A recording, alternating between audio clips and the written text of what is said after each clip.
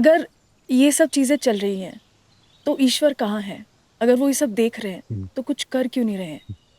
देखो, ईश्वर जैसे आप कहते हो ईश्वर कहाँ है, जवाब इसका बहुत सरल है। ईश्वर तो आपके भीतर ही है। आपको आंखें खोल के यहाँ वहाँ देखने की ज़रूरत है नहीं। ईश्वर तो हमेशा ही आपके साथ थे, आपके भीतर ही थे। शायद आपने उन्हें पूरी तरह से अनुभव नहीं किया, इसीलिए आपको ऐसा लगता है कि ईश्वर कहीं और पे है।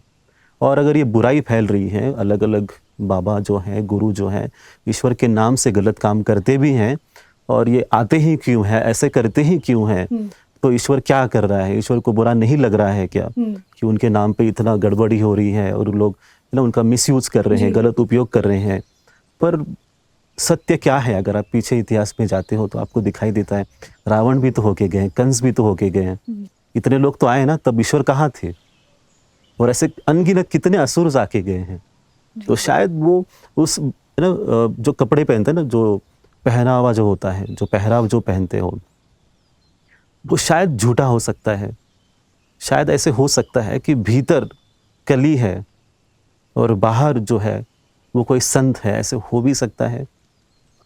तो पर उस वक्त भी अगर कंस को या रावण जो होके गए हैं, उन्हें अगर हम ठीक कर पाए, उन्हें अगर ईश्वर ने ठीक किया है, तो सभी को ठीक करेंगे, सभी ठीक हो जाएंगे, है ना? तो ऐसा नहीं है कि बुराई हो रही है तो रुकेगी नहीं। आपको अगर भीतर से लगता है कि यहाँ गलत हो रहा है, तो आप भी आवाज उठा सकते हो, आप भी प्रश्न पूछ सकते हो, है ना? जैसे आप आश्रम सीरियल में काम करते हो, वहां पर गड़बड़ी हुई है तो किसी ने आवाज उठाया है, वो आपका कर्तव्य है, वो आपका धर्म है और आपको करना ही चाहिए, है ना? आप उससे मुंह नहीं मोड़ सकते, आपको उसके डट के मुकाबला करना चाहिए।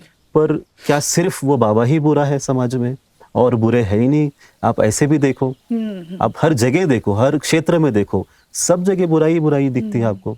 फिल्म इंडस्ट्री में देखो, आपको लगते हैं वहाँ पे सब संत ज्ञानी लोग हैं, सब पुण्यवान लोग हैं, या जो बनाते भी हैं सीरियल्स, है ना, आश्रम सीरियल बनाते भी हैं, हम दिखा रहे हैं कि ये बुराई है।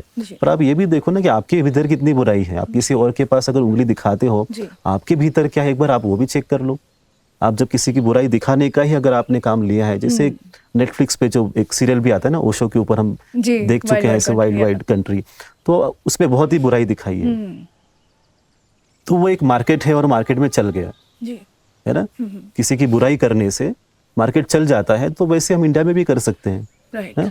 सत्य क्या है, नियम क्या है कि अच्छाई जो है ना वो छिपती है और बुराई जो है बिकती है। तो ये बहुत सरल हो जाता है, बहुत सरल है ना। जहां बुराई दिखे उसे लेकर आओ और बिकना शुरू करो, और लोगों देखते हैं, उनको पसंद भी है लोगों को।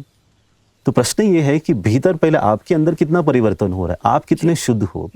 आप किसी के पास उंगली दिखा रहे हो तो आपके भीतर आपको क्या लगता है कि मैं पुण्यवान हूं कि नहीं हूं, क्या मैं भी उतना ही बुरा हूं? एक तालाब है, तालाब के सामने बैठ के सब लोग पत्थर मार रहे हैं, छोटे छोटे पत्थर लेके सब डाल रहे हैं और तालाब को गंदा कर रहे हैं। किसी ने बड़ा पत्थर फेंक दिया उसमें, तो सभी की उंगलियां उसकी तरफ, अरे देखो इसने पत्थर मारा, तालाब खराब हो गया। पर आप ये भूल रहे हो, आप भी वही काम कर रहे हो, आप भी गलत काम कर रहे हो। तो पहले अपने आप को शुद्ध करो, फिर आप किसी और को बताओ कि कौन गलत है, कौन सही है। और यहाँ पर कभी हम भूल जाते हैं, चूक हो जाती है।